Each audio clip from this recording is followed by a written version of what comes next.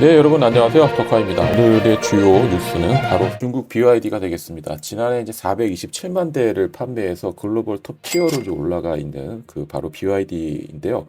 홍콩 조사업체 GMT에 따르면 중국 BYD의 은닉 부채가 상당한 것으로 지금 보도가 되고 있어요. 이 내용을 자세히 보게 되면은 BYD가 지금 어떤 상황인지를 엿볼 수가 있는데요. 판매는 많이 늘긴 했지만 그만큼 떠안은 부채가 많이 있다. 이런 뉴스가 되겠습니다. GMT는 지난 2021년 중국 부동산 대기업 헝다그룹의 부실 문제를 찾아내서 파산 가능성을 경고한 업체이기도 한데요. 이 GMT에 따르면은 지난 1월 기준입니다. 4차 대표에서 없어진 그러니까 미수금, 그다음에 90일을 초과하는 앞으로 90일을 초과해서 이 지급을 해야 되는데 지급을 BYD가 못한 것. 이 부채까지 계산을 하게 되면은 2024년 6월 30일 기준으로 3,230억 유안, 우리나라 돈으로 약 60조가 넘거든요. 근데 이 부분을 은닉부채로 계산할 수가 있다. 이런 내용이 되겠습니다. 이거는 곧 이제 홍콩 증시에서 BYD가 갖고 있는 시장 가치 기준이 약 한 1,050억 달러에 이르거든요. 이거를 하나로 계산하면 약 153조에 이르는데 수준이 되겠습니다. 지난달 BYD가 공식적으로 발표한 부채 규모 약 277억 유안, 우리나라 돈으로 5조 원 정도가 되는데 이것과 비교를 하면 거의 11배 이상 차이가 나는 그런 부분이어서 정말 이렇게 계산을 했을 경우에 이 정도 상황이라고 한다면 그 공급한 것에 대해서 완전한 수익을 온전히 이루진 못하고 있다. 테슬라를 앞서긴 했지만 그 부분에 대해서 그만큼 손해를 보고 있는 상황이 있는 확률도 높아지고 있는 것입니다.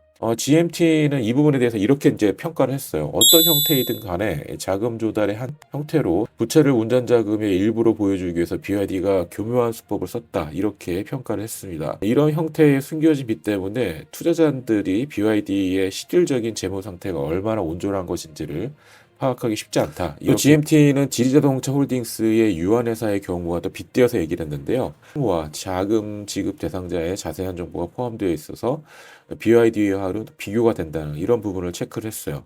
그러니까 BYD 쪽에서는 내가 미수 받지 못한 돈과 줘야 될 돈을 90일 동안 주지 못한 명백하게 이게 누구한테 어떻게 해야 되는지 이런 자세한 정보가 포함되어 있지 않다는 것을 지적을 한 부분이 되겠습니다. 중국 전기차가 중국에 한 300여 개가 있어요. 이 전기차를 만드는 업체가 상당히 많죠. 그 업체들의 부채에 대한 개념이 너무나 안일하게 대처하고 있다. 이런 얘기가 지금 계속 나오고 있는 부분이 바로 여기에 있는 대목이 되겠습니다. 네, 뿐만 아니라 이제 블룸버그 통신도 살짝 보게 되면은 이 부채, 은닉 부채에 대해서 무려 3,230억 유안으로 좀 보고 있어요.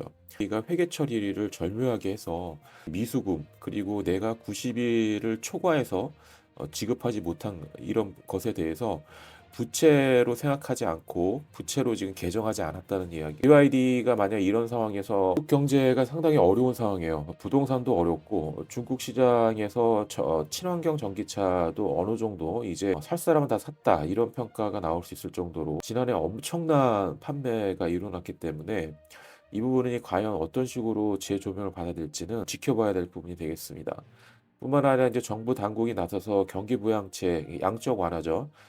통화량을 늘려서 시장에 피가 돌게 할 수 있도록 이렇게 해야 되는 부분인데 이것을 지금 하고 있음에도 불구하고 미국에서는 또 관세를 10% 부과하는 것까지 나오기 때문에 내적으로나 외적으로나 중국이 지금 올해 상당히 힘든 상황입니다. 이 상황에서 BYD는 지금 뭐 유럽뿐만 아니라 여러 곳에서 상품성에 대한 논란이 계속 지금 나오고 있는 부분이 되겠습니다. 일본에서도 지금 판매가 좀 저조한 거는 이미 다 알려진 사실이고 한국 시장에 이제 BYD가 국내 들어온 거는 BYD가 만들어 놓은 차량을 어떻게 해서든지 털어야 되는 상황이지 않느냐 이런 나오기 나오고 있고 그리고 지금처럼 이렇게 BYD가 은닉 부채가 많은 그러니까 결국은 이 빚이죠.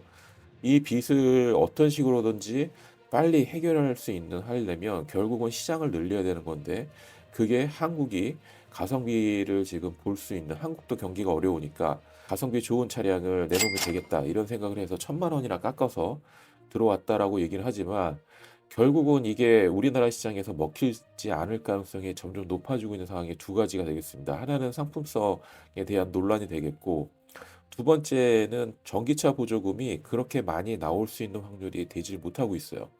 LFP 배터리뿐만 아니라 또 주행 가는 거리가 경쟁 모델인 EV3 대비 많이 적기 때문에 200만 원 내지는 한 300만 원 그 사이의 보조금을 받을 가능성이 높아요. 그렇게 된다면은 최저가 모델 기준으로 했을 때 2,900만 원에서 2,850만 원 선 요 정도밖에 되지 않거든요.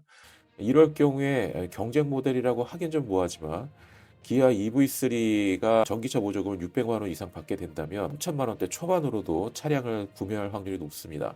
이런 상황이 어느 정도 정보량이 이제 많이 공유가 된다면은 이것에 대해서 어떤 식으로 반응을 할 것이냐. 그래서 BYD가 지금 전체적으로 부채가 지금 서서히 물 밑에서 물 위로 지금 올라오고 있는 상황이기 때문에 이러한 부채를 어떤 식으로 해결하려고 하는 행보가 한국 시장에서도 계속 이어질 가능성이 높다. 이런 이야기가 계속 나오고 있습니다. 시장에서 이 전기차가 과연 시장의 파이를 얼마나 가져갈지는 올해 상당히 흔들릴 가능성도 많고, 비단 중국 BYD 문제뿐만 아니라 현대차 기아에서도 갖고 있는 똑같은 현실이 될 수가 있습니다. 미국에서 자동차 보조금 자체를 아예 없애버리게 된다면은 배터리 산업 자체에 문제가 생기면서 메이커 입장에서도 문제가 연쇄 작용을 할 수 있을 가능성이 높기 때문에 이 부분을 좀 더 지켜봐야 될 부분이 되겠습니다. 오늘 브리핑 여기서 마치도록 할게요. 내일 뵙겠습니다, 여러분.